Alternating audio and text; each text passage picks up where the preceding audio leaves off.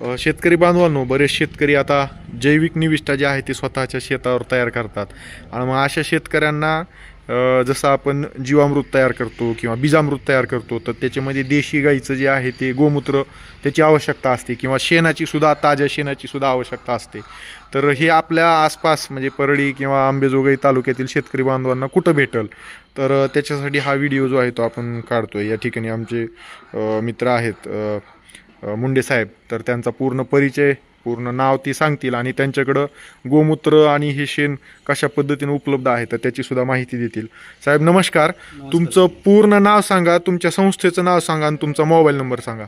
नमस्कार, मी ॲडव्होकेट अशोक बालासाहेब मुंडे, श्री संत भगवान बाबा बहुउद्देशीय सेवाभावी संस्था द्वारा संचलित लोकनेते गोपीनाथ मुंडे गोरक्षण शाळा वरवटी, तालुका अंबेजोगाई, जिल्हा बीड या ठिकाणी आम्ही गोशाळा लोकसहभागातून चालवत आहोत.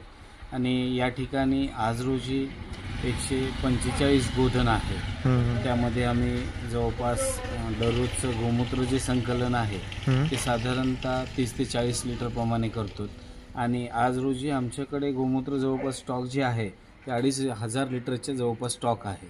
त्यामुळं ह्या परिसरातील शेतकऱ्यांना ह्या निविष्ठा ज्या आहेत, जीवामृत, बीजामृत, दशपर्णी अर्क, अग्निअस्त्र, नीमअस्त्र, हे जे काही निविष्ठा नैसर्गिक शेतीसाठी, सेंद्रिय शेतीसाठी बनवण्यासाठी ज्या गरजेच्या मूळ गरजा आहेत त्यासाठी गोमूत्र आणि शेण हे आमच्याकडे उपलब्ध आहे.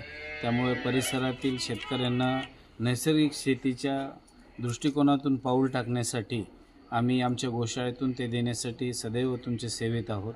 ज्यांना कुणालाही या निविष्ठा बनवण्यासाठी शेण आणि गोमूत्राची आवश्यकता आहे त्यांनी गोशाळेला अवश्य भेट द्यावी.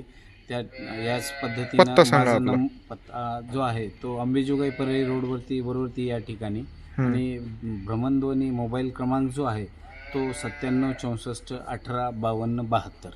ओके, धन्यवाद. आता ह्याच्यामध्ये थोडंसं हे दाखवा आपण कशा पद्धतीनं हे संकलित केलेलं आहे. शेतकरी बांधवांनो बघा, अशा पद्धतीनं हे सगळं गोमूत्र ह्यांनी जे आहे ते या ठिकाणी संकलित केलेलं आहे. तर ज्यांना ह्या निविष्ठा आणि इवन त्यांनी जे सांगितलेल्या सेंद्रिय निविष्ठा इतर पण आहेत तर ते स्वतःसुद्धा तयार करतायत. तर ज्यांना त्यासुद्धा निविष्ठा म्हणजे ज्यांना स्वतः बनवू शकत नाहीत तर त्यांनी त्यासुद्धा निविष्ठा जे आहे ते त्यांच्याकडून, त्यांच्या BRC उत्पादन केंद्रातून जे आहे ते ती सुद्धा आपण खरेदी करू शकता.